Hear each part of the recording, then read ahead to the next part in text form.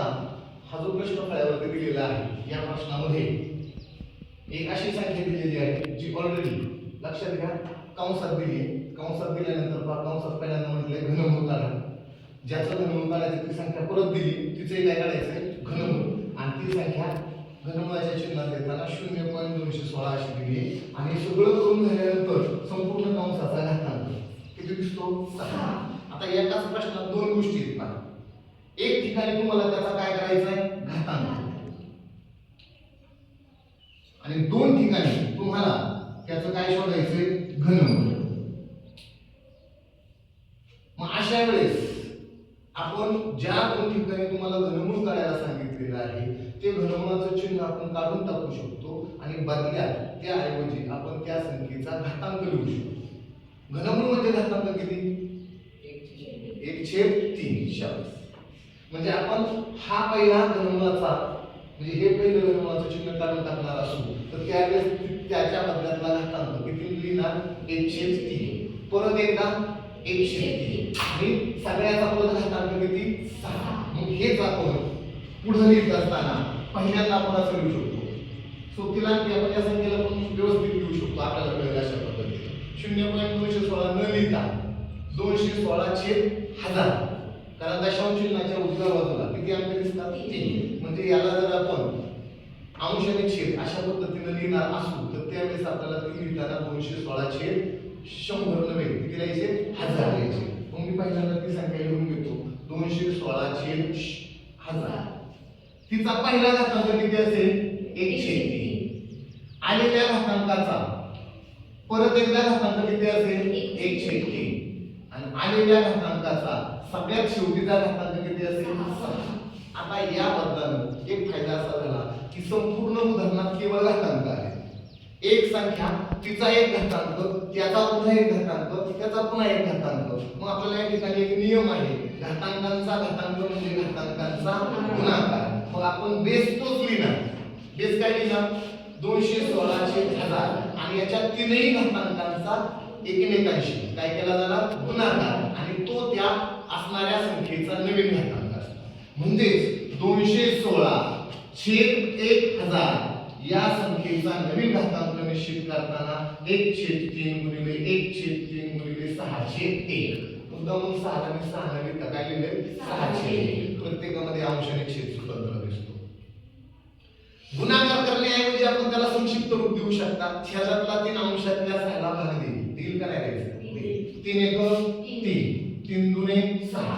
पर्यायाने 216/1000 या तुमच्या नवीन बेसचा म्हणजे जो तुमचा ऑलरेडी चिन्हात होता तो चिन्हात आपण बाहेर काढून टाकलाय. आता तुमचा बेस आहे 216/1000. याचा जो घातांक निश्चित होणार तो निश्चित होताना अंशामध्ये जे जे उरले त्यांचा आपसा गुणाकार करा.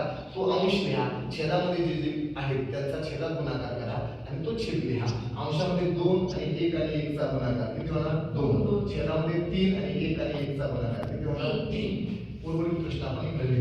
आता तुमच्या संख्येचा घातांक परत एकदा अपूर्णांकात जसा की हा पण अपूर्णांकात लिहिला होता किती 1/3 असं लिहितो तेव्हा आपण छेदा इतकं काय करतो मूळ आणि अंशा इतका काय करतो घातांक. म्हणजेच आपल्याला या संख्येचा घातांक 2/3 आहे. म्हणजेच आपल्याला सगळ्यात अगोदर 216/1000 चं घनमूळ काढायचे आणि घनमूळाचा काय करायचा आहे वर्ग.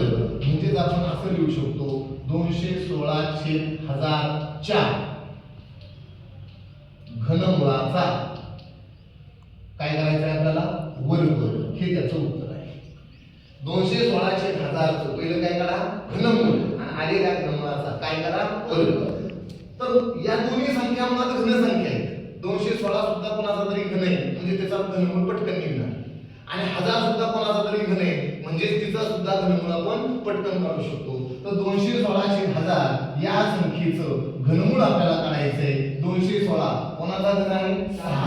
1000 कोणाचा घन आहे 10 म्हणजे 6/10 हे आलं त्या दिलेल्या अपूर्णांकाचं घनमूळ आणि आलेल्या घनमूळाचा काय करायचा आहे वर्ग.